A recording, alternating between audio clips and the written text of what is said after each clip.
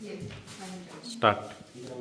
भिन्न असू द्या भाषा, भिन्न असू द्या देश, एक संस्कृती एकच गाणे, भारत आमचा देश. आज 3 जानेवारी 2026 आज उपजिल्हा रुग्णालय परंडा येथे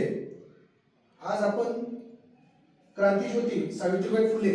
यांची जयंती साजरी करत आहोत. माननीय वैद्यकीय अधीक्षक डॉक्टर अब्रार पठाण सर, माननीय जिल्हा शल्य चिकित्सक डॉक्टर धनंजय चाकूरकर सर,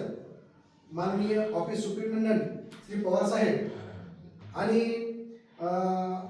आजच्या जे काही या कार्यक्रमाचे अध्यक्ष म्हणून ज्यांनी नारळ फोडला आणि तो उभा फुटला त्या म्हणजे माननीय डॉक्टर अश्विनीताई शिंदे मॅडम आणि उपस्थित सर्व माझे धन्वंतरी देवतेचे अंश असलेले बंधू आणि भगिनी. आज आपण जो हा एक प्रकारचा जयंती म्हणजे सणच आपण साजरा करतो असं म्हणायला हरकत नाही, कारण आपण रोजच्या धकाधकीच्या जीवनामध्ये रोजच रान गाडग्यासारखं आपण आपलं काम चालू असतं गाण्याच्या वेळेला हे केल्यासारखं, पण त्यामध्ये आपण काही महापुरुषांच्या किंवा काही संतांच्या जे काही जयंती पुण्यतिथी साजरी करत असतो त्यावेळेस आपण त्यामागं त्यांचे विचार आणि त्यांनी समाजाप्रती केलेला किंवा परोपकार केलेला जो काही त्यांचे भाव आहेत ते आत्मसात करण्याचा कुठेतरी प्रयत्न करून आपणही त्यांच्या वाटेवर चालावं आणि आपणही कुठेतरी महानतेच्या दिशेने जाता यावं या पद्धतीने आपण थोडंसं आत्मचिंतन आत्मशोध करावं म्हणून अशा प्रकारची जयंती साजरा करत असतो. तर हा एक प्रकारचा आपला सण असं म्हणायला हरकत नाही. आज जर आपण क्रांतीज्योती सावित्रीबाई फुले यांचं आपण साजरे करत असताना आपण विचार करतो की ह्या पहिल्या शिक्षिका असं तर आपण म्हणतोच, पण त्या एक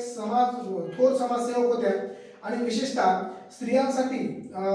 ते एक वरदान म्हणून होत्या की ज्यांनी पूर्वीच्या काळी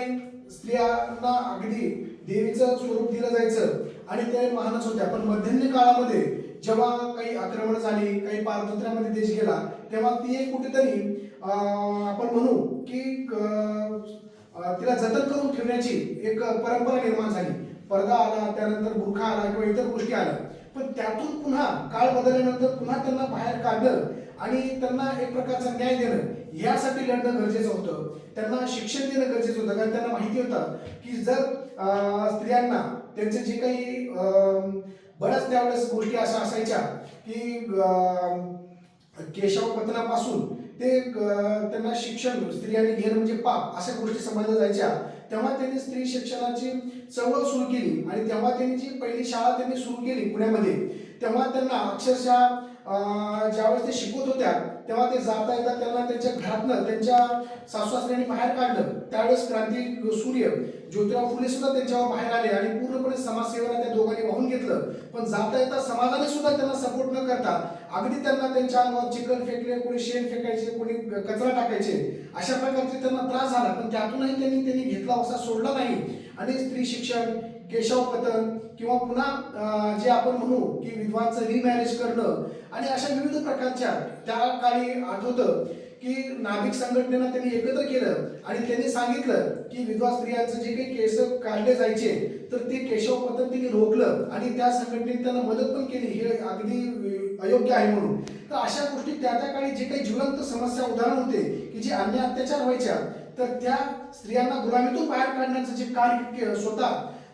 कष्ट सहन करून जे क्रांती ज्योतींनी केलेलं आहे, तर ते खरोखर आज एक विचाराधीन आणि एक प्रेरणादायी आहे आपल्याला म्हणायचं आहे की अशाच प्रकारचे आजही समाजामध्ये बरेच असे काही उदाहरण आहेत की ज्यावर आपल्याला विशेष विचार करणं गरजेचं असतं. जसं आतंकवाद आहे, धर्मवाद आहे, जातीभेद आहे किंवा आपण पाहतो की वाढती बेरोजगारी आहे, शेतकरी आत्महत्या आहे, स्त्रीभ्रूण हत्या आहे,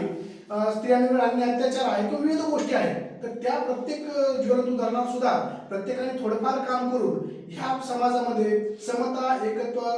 ममत्व, बंधुत्व निर्माण करून ह्या समाजाला एकत्र बांधून करून आपण राष्ट्र कल्याणाचं कार्य करावं आणि ह्यामुळे स्वतःचं नाव